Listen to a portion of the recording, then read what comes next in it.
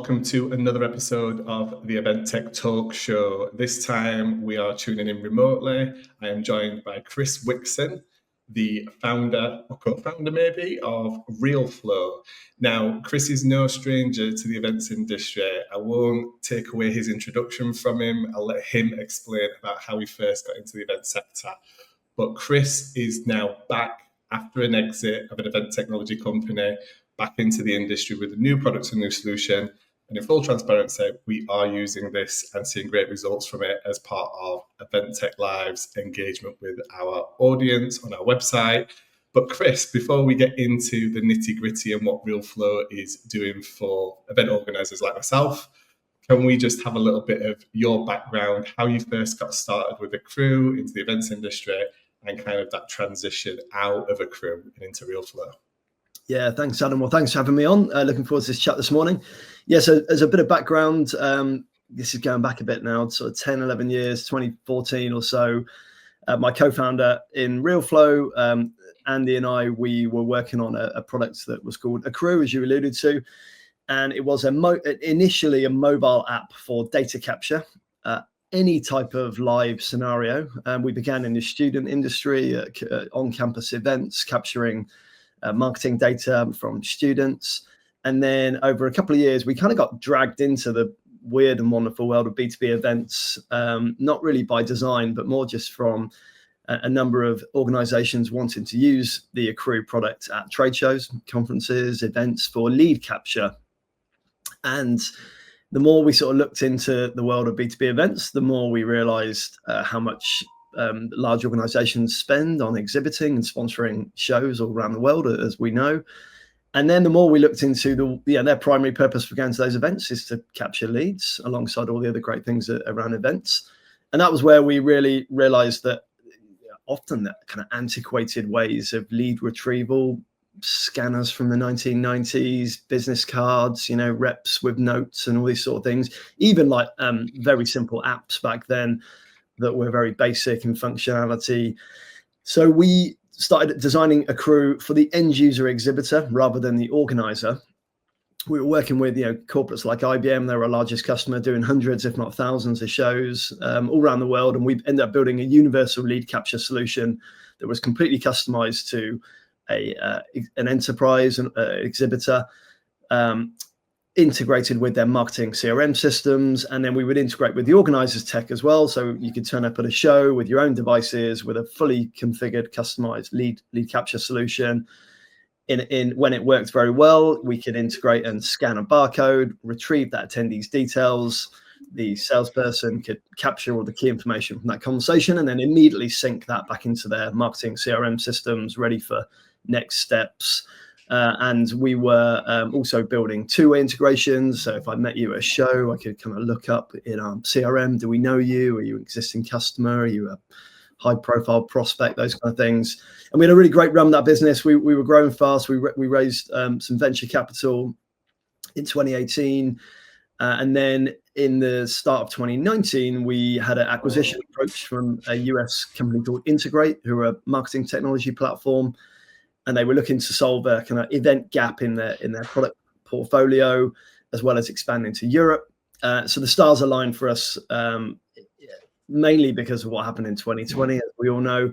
But yeah, it was at a time when valuations were strong, Integrate were growing fast, and we were a good fit. We shared a lot of kind of enterprise customers, and we ended up getting acquired in April 2019. So we became part of Integrate. Had a really fun 12 months while we figured out all the integration things, and then obviously COVID hit and sort of the story diverted at that point. But yeah, we learned a ton over those 5-6 years as we were building in the event space, and had a lot of fun building that company. There's a lot of not only event organizers and event producers and things like myself that listen to this podcast. There's obviously a lot of technology founders and people who are maybe thinking about getting into event technology and things like that. What would you say in that first initial outing with a crew was the thing that you felt that you learned the most from the entire experience, now that you can reflect on that? Oh, good question. I mean, there was so much over that journey, from the early part of the journey around product market fit and figuring out, where do we want to point this product? What were the right sectors, the right use cases for us? If you went on the Accrue website, and we'll come back to this point when we talk about ReelFlow, but in the first 2-3 years, if you went on the Accrue website, we were like mobile data capture for you name it, like any use case, lead capture at events, sports clubs using it on match days, retailers using it at like point of sale for loyalty schemes. Where you could quite often get a train into London and there'd be some sort of experiential activity going on at a train station, and the agency would be using Accrue to capture competition entries.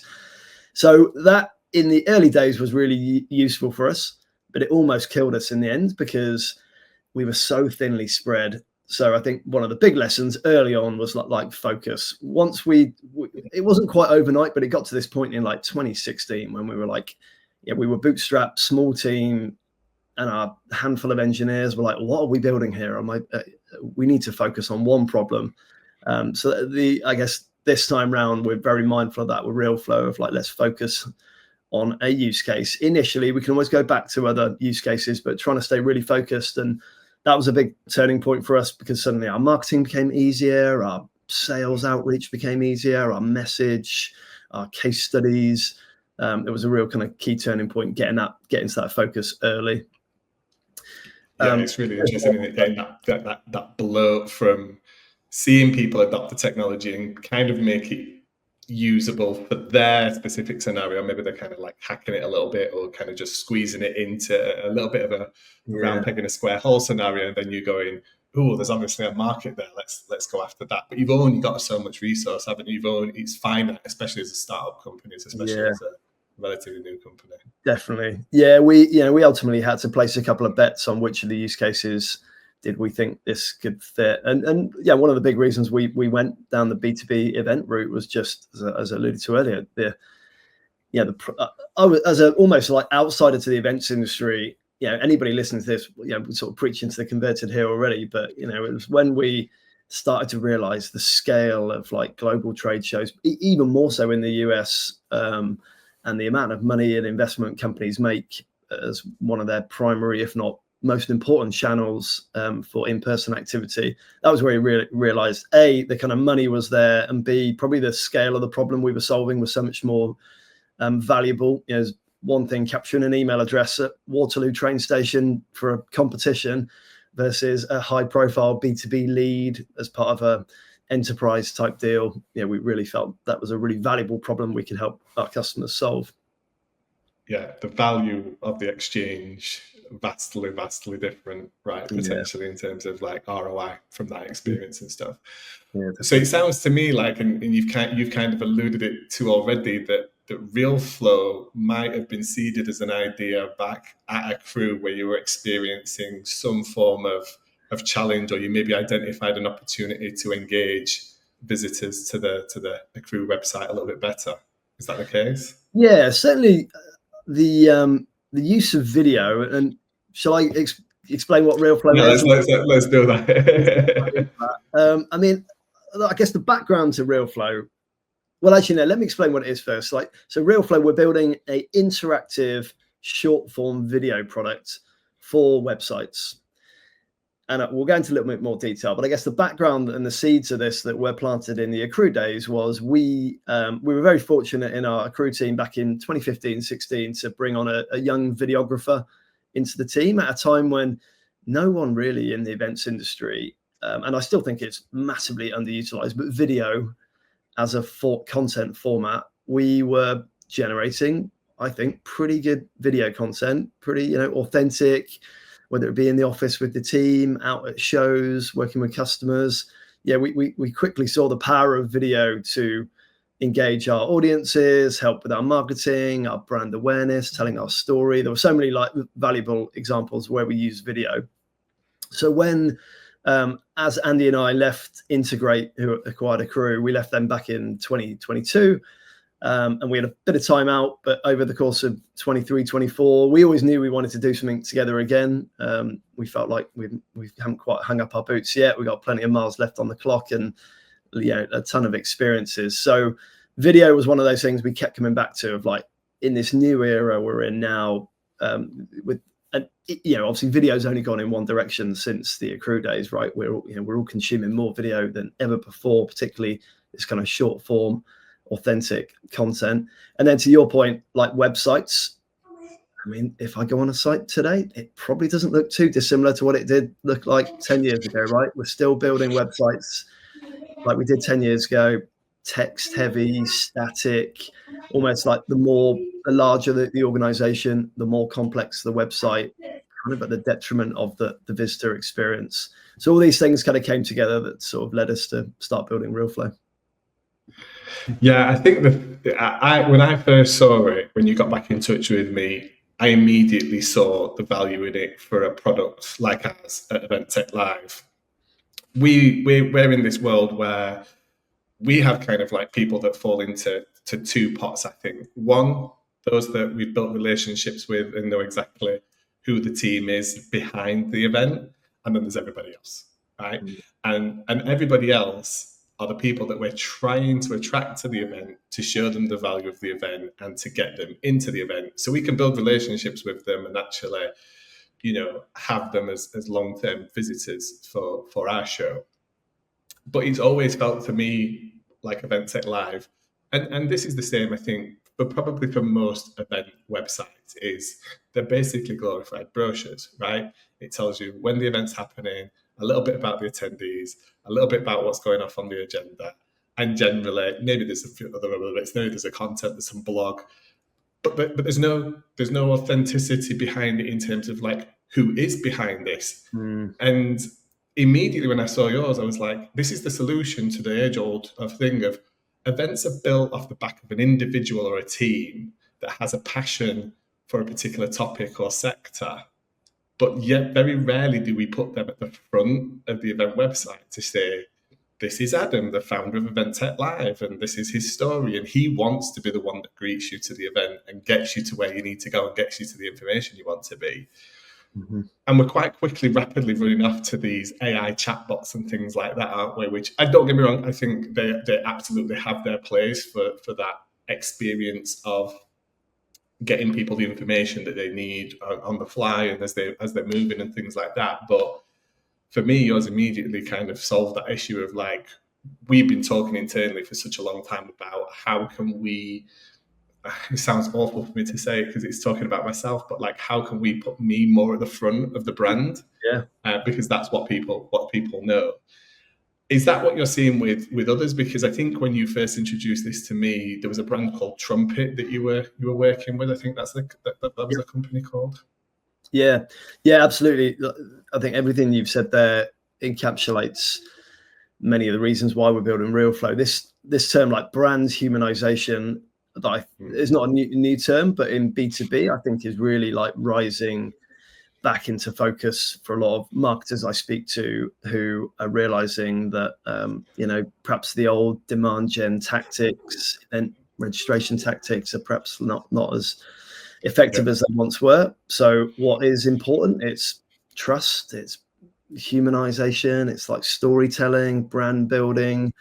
And I think, again, some of the key reasons why we're building ReelFlow and what you alluded to there with Trumpet, they're a sales tech platform. It's a founder-led brand in that they're scaling up fast. And Nick, one of their co-founders, has got a big following on LinkedIn.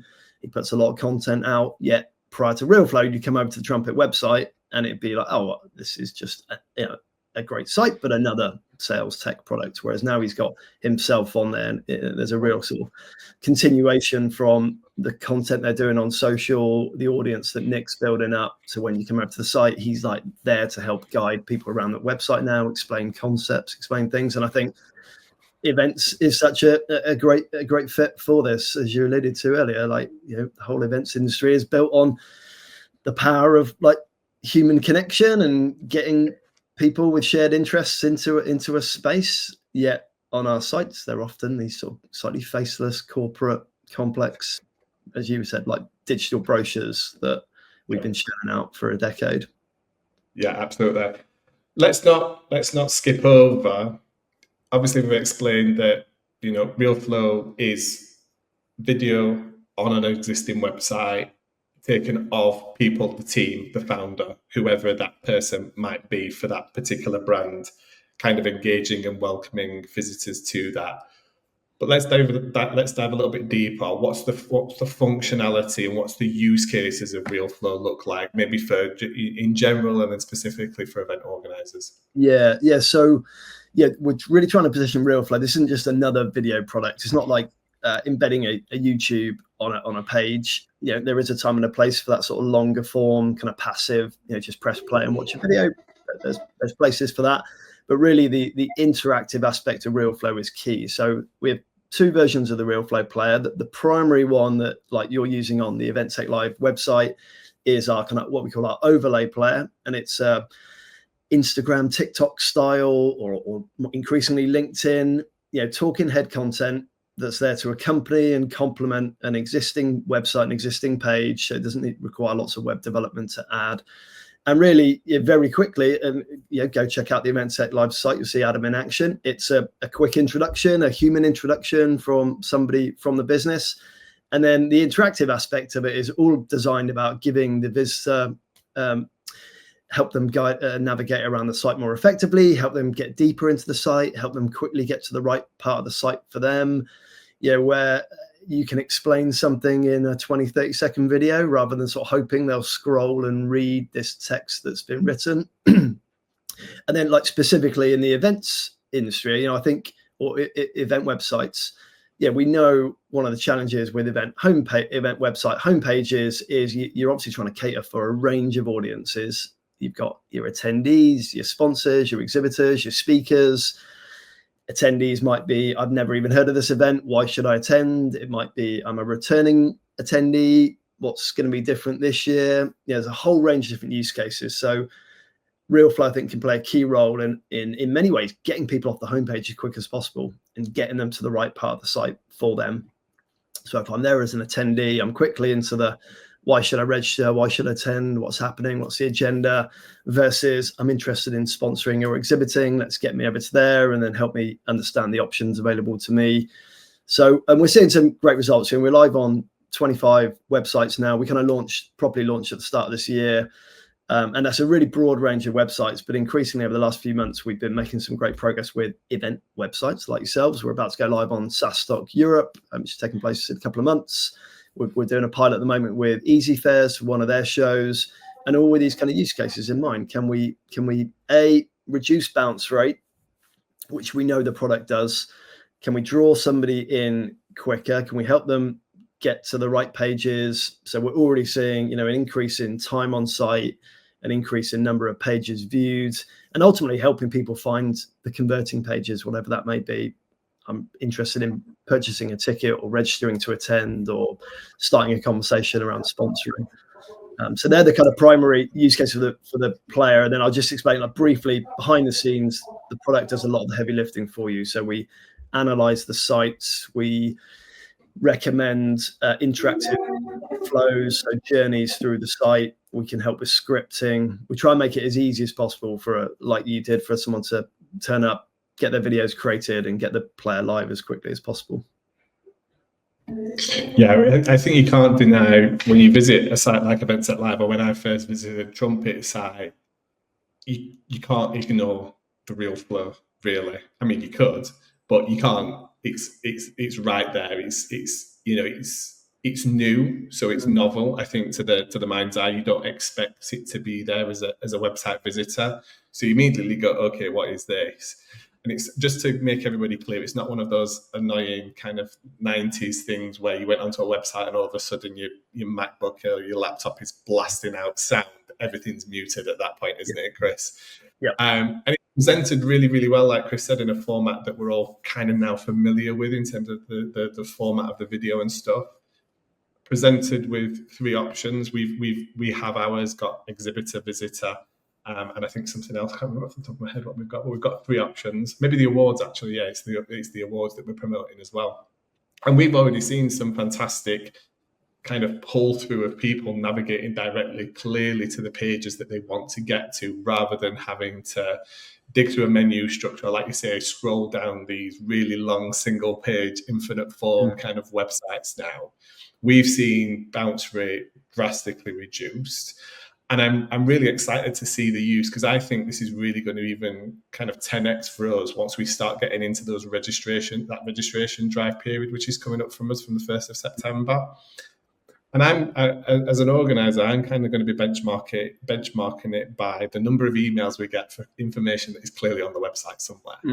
But it's the fact that people have chosen the path of least resistance, which is to find the email address and email us and ask us, rather than, which is right, people get frustrated with these things, like having to, if it's not like immediately apparent where they think it should be, we've got like attention span of like 4 seconds or something like that. So it's like, I can't find it, I'm just going to email somebody, and then it's off my list, and I'll wait for somebody to tell me what it is or where it is and things like that. So I think it's going to be really good for us from a operational perspective, as long as we direct people in the right way to the right information. Our team are going to get a lot less of the generic inbound support questions that get asked year on year kind of thing as well. Yeah, absolutely. The those like pricing pages are a great example of that, where I'm looking at my sponsor or exhibitor options, a short 20-30 second video that just explains the different concepts, different packages.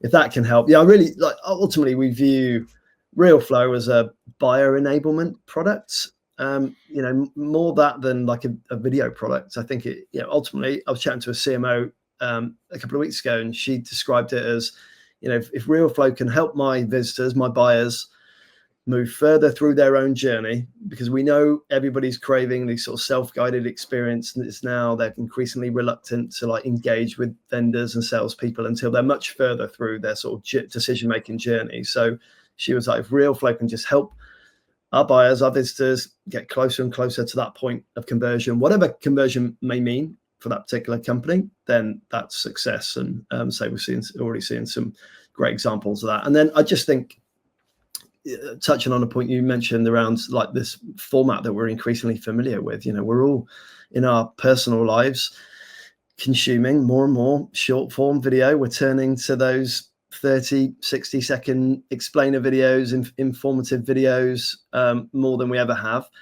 That combined with this sort of changing demographic of decision makers, more and more millennials and Gen Z are rising through the ranks, and the sort of video native audiences, this is a very normal experience for them to learn and watch something rather than sort of scroll and read. We're seeing those sort of habits change. I agree, mate. Yeah, I think we have to lean into the styles of which people are now comfortable consuming that content in their preferred format, right? And we've seen the evolution of that. I'm certainly I must admit, I'm that person that immediately flicks on the WhatsApp bubble on a website to chat to somebody, versus probably kind of send an inquiry through an inquiry form and things like that. That's just my preferred method, because it means I can kind of walk away from that website and continue the conversation with the company somewhere else while I'm kind of carrying on with what I'm doing. Chris, is there anybody, it strikes me that there's tons and tons of use cases, like even just with this conversation now, new ideas are coming to me about how we might be able to slide in maybe at certain points on the agenda page. Maybe there's a video from one of our past speakers, or one of this year's speakers, maybe a little video from the keynote speaker saying, we're really excited to speak to you, because it's that one session that somebody's there for. Or maybe on the exhibitor page, it's an exhibitor that exhibited last year or for the last 10 years.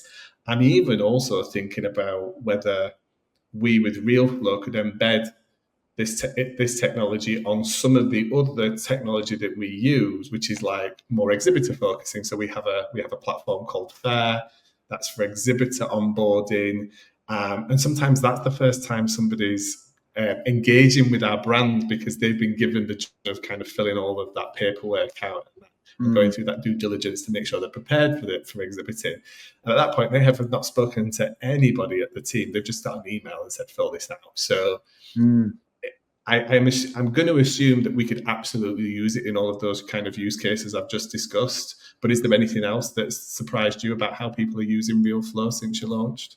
Yeah, I mean, one of the reasons we're excited about ReelFlow is the range of use cases. You know, in theory, any website could add a product like this to their site, and then within that, there are so many use cases as you've touched on, and I think that like within a product experience is an interesting one. So, say, I think it's a great for onboarding, helping guide people around for the first time, particular, and then from an attendee perspective, you know, maybe I'm a first time visitor and I'm on the day of the event and I'm on the event website. You know, if you're a first time visitor, watch this quick video and we'll just explain the key things you should know if you've never been here before. Like, it works great on a mobile as well, because it really is a sort of full screen TikTok, Insta style video experience on there that is interactive, so you can kind of pick your own route through.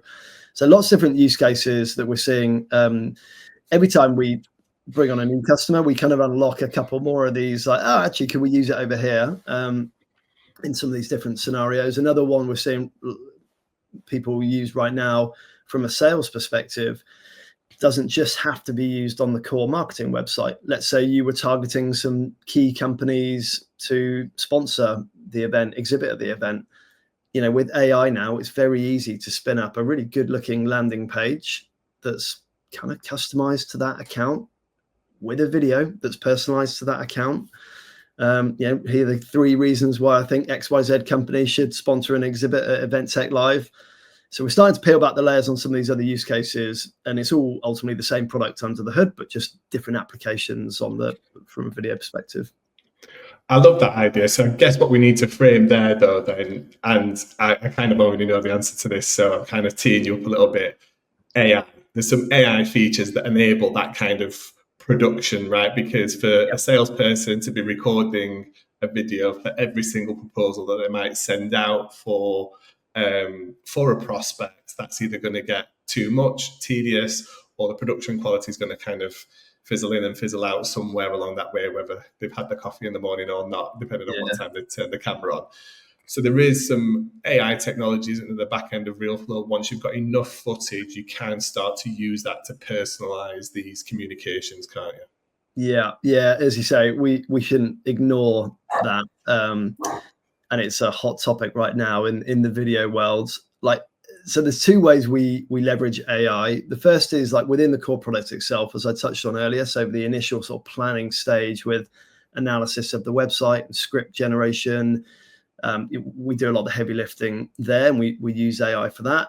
And then, yeah, from an AI video perspective, so as I say, it's a hot topic, and we've been close to all the developments when it comes to AI avatar technology over the last 6-12 months, and have to say, it is wild how good this underlying technology is. And I do think in the last month or so, we've passed the threshold of you cannot tell the difference now. Really, like the first half this year and last year, I think most people, if you've seen the kind of avatar tech, you know, you can kind of tell that this was an AI generated. And there's a spectrum here, right? On one end, you've got, I'm just going to go and find a model from a library of thousands of people, and I'm going to pick a voice I like, and I'm going to create a fully fictional person. And I think there's a time and a place for that. If you're on a, maybe like the customer onboarding experience, where you kind of don't really care who the person is or what they sound like, you just want that format. So I think that's fine.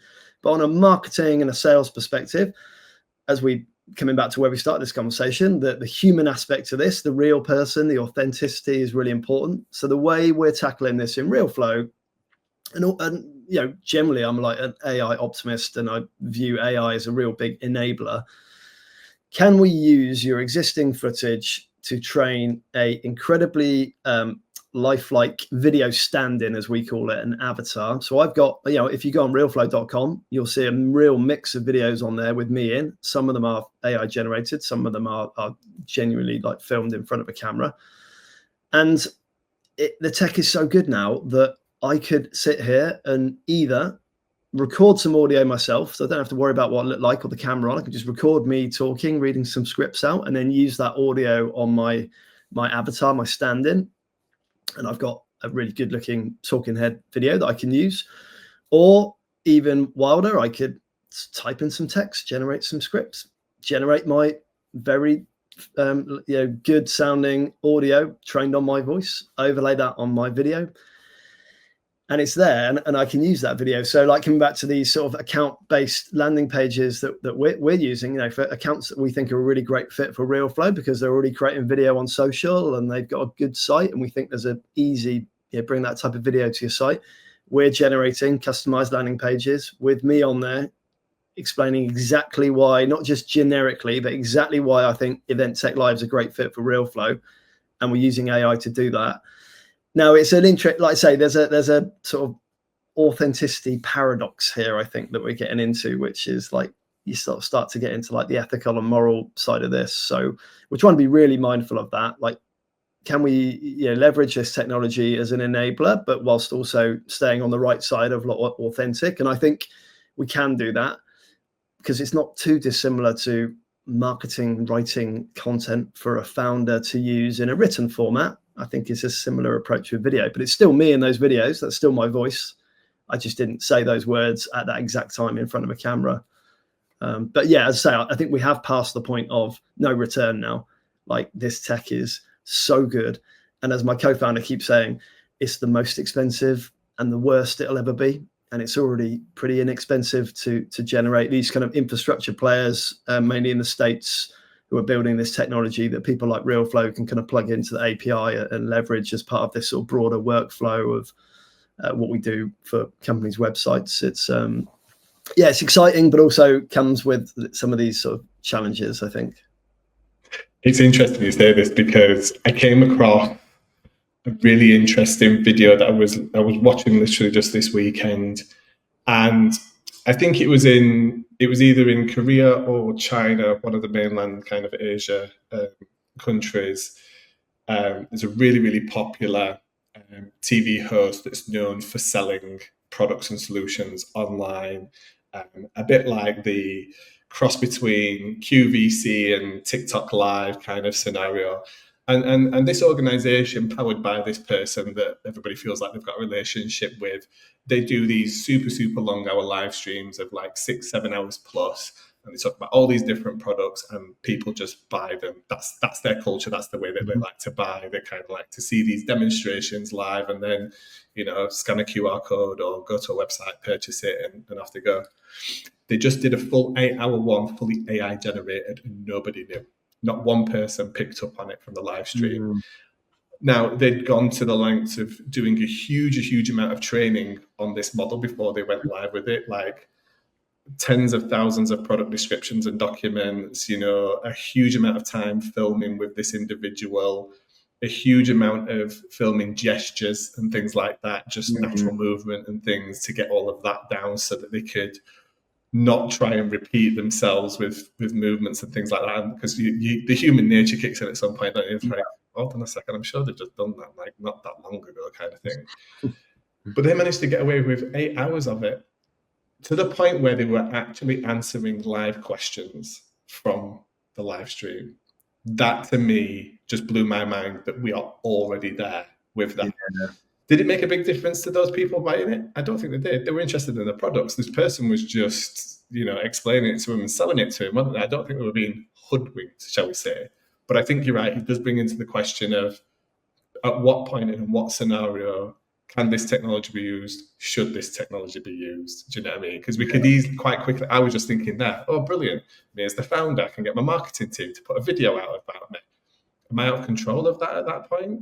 What happens if they say something on my behalf that's not been pre-approved? Or somebody in an important meeting asks me about something I've got no recollection or no clue whatsoever because I've not seen that content. So it's a really interesting dichotomy, I must admit. But I think the positives outweigh the cons. People will use it, any of this technology, for bad and nefarious or improper use and stuff, won't they? But that shouldn't kind of dilute or hinder the opportunity that it presents for us to work more efficiently and effectively and create a better experience for everybody. I don't know if that's the same for you. Definitely. Yeah. I mean, it is a really interesting one, and let's say pretty hot topic. And we're very mindful of like building in that approval loop and, ensuring that, in that scenario you said, a video that you're in should never go live and be published without your consent and approval. That's like fundamental. And then equally, we're thinking about, do we put watermarks on the videos to distinguish this? This could be fully AI generated. Perhaps this is a true person and their true voice, but AI has been used to create this exact clip versus this was truly recorded. Coming back to that trust piece, I think this is still an important part of how we sort of tackle this.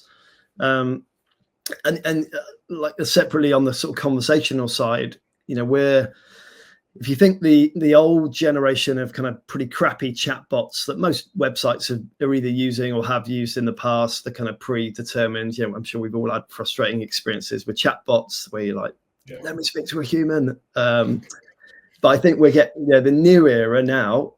And again, a lot of this tech is kind of here now, like this ability to switch from pre-recorded videos where I'm sort of choosing my flow through into this conversational experience is also pretty interesting. But then you've got to, as you say, train the models well, monitor, put guardrails in place. There was a good example a couple of weeks ago. The founder, fair play, like very transparently put out there that their AI chatbot had a buyer had been on the site chatting to the chatbot and started negotiating on pricing with the chatbot. And initially the chatbot was like, no, I'm not allowed to negotiate on pricing. And then the visitor kind of kept pushing it. And eventually it was like, oh, okay. And then just started offering like these wild discounts that and just went off rail. And their founder, to be fair to him, it was a tech company, was like, yeah, we honored it because it was we got to hold, we'd be responsible for that. But these things are going to happen, and so we're trying to. I think everybody's got to tread carefully with this stuff in these initial instances. But it's a direction of travel, right? We're going there. Listen, ultimately, success is a collection of small failures consistently. And this is the only way we get to where we are now, by learning things. And I think we can see that from the biggest technology companies. Look at how many rockets Starlink have blown up. In the pursuit of putting these into space. They're now so good at it, they're better than NASA at it. Yeah. I think that shows you that through failure, you can see huge successes. And when it comes to the AI technology, I think the one thing that's catching everybody off guard with this, and not to curve it, and not for this podcast just to become about AI, it's just the speed. People are struggling to keep up a little bit at the moment with just how sharp that bell curve is in kind of advancement of the technology and things like that. So people feel kind of like out of control. But I think when used in combination with technologies like ReelFlow, which really do then bring something extra special to what has been a pretty static and standard format, other than people doing crazy stuff with like design and UI and some really nice stuff. You tend to have like super big budgets for that kind of stuff. I really feel now in this very, like you coined it right at the beginning of it, this corporate faceless AI generated world that we now live in, to have the embodiment of the people behind the company, even if that's just one person, right? Even if that is just the founder or somebody else in the team, that other person, that customer can feel that they can connect with on some level.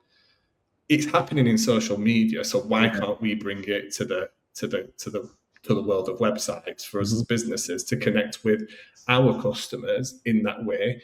If we're not on social media, we don't have the content for social media. It seems like you're bridging that gap between bringing that, whether you're going to do live streams for people now from the websites, I don't know, maybe found a live stream through ReelFlow on the website. But I think, companies are very comfortable in the wheelhouse of their website and their experience there. They probably have a huge desire to do video content, but maybe there's that kind of hesitation from putting themselves out there on social media. So this way, in a very structured kind of way, they can have an element of that experience and connect with their customer on the place, on the destination that they feel they have the most control out of. And we've seen fantastic results already, mate. So I think you're really onto a winner. Yeah, thanks, Adam. Yeah, I guess summarize the, fundamentally, if you believe that video can help engage and inform your audiences, our potential attendees, registration, sponsors, exhibitors, then there's a really good place for it. Can we help your visitors on the website to get deeper into the site, find what they're looking for, ultimately convert, whatever that may mean? And then on the flip side, that can we also make the business more efficient, able to generate video more effectively, not like the old days where you've got to spend tens of thousands on expensive production. All the technology's there now to create this kind of authentic video content. So we really see it serving that dual purpose: enable your audiences to find the information they're looking for whilst build that trust and tell that kind of human story, but also make it an efficient process for a business that's, whether they're creating video or not, like we can make that a lot easier. The barrier is a lot lower now. Absolutely. Well, I'd love to get you back maybe with either the team at Easy Fairs or the team at SaaStock once you've done these initial deployments and got that out there. I'd be really keen to hear from their side as well, what they saw, what they think the opportunities are, because they're all going to approach it. SaaStock is a very different kind of event organizer to the team at Easy Fairs. So they've got different audiences, different ways of producing things. So I'd be very interested. Maybe we can get them both on and have that discussion and things like that. But where do people go to either A, look at ReelFlow or test it for themselves? Yeah, so ReelFlow.com, and so it's REEL flow, like video reel. So ReelFlow.com, go check out the site. You'll see lots of obviously good examples of us using ReelFlow, practicing what we preach. You can also look me up on LinkedIn and by all means get in touch. I'm pretty active on LinkedIn now as we're sort of building that sort of founder brand alongside ReelFlow too. So you can find us on either of those channels. And we'd love to speak to anybody listening to this who's interested in taking a closer look. And if anybody from LinkedIn's listening to this, just buy ReelFlow and embed it so I can have my own little ReelFlow on my own personal LinkedIn landing page from me. That'd be like Bebo, like 2017 or something like that. Wouldn't it? Remember that social media website? I would love that. I would love a little video from me on my LinkedIn page telling people about me and stuff like that. Maybe they'll knock on LinkedIn's door. Well, Chris, thank you very much for joining me. Very excited to see ReelFlow grow, not just in the event space, but obviously wider adoption by lots of different businesses and use cases out there. Thank you very much for joining me on this episode, mate. Thanks, Adam. Yeah, enjoyed the chat.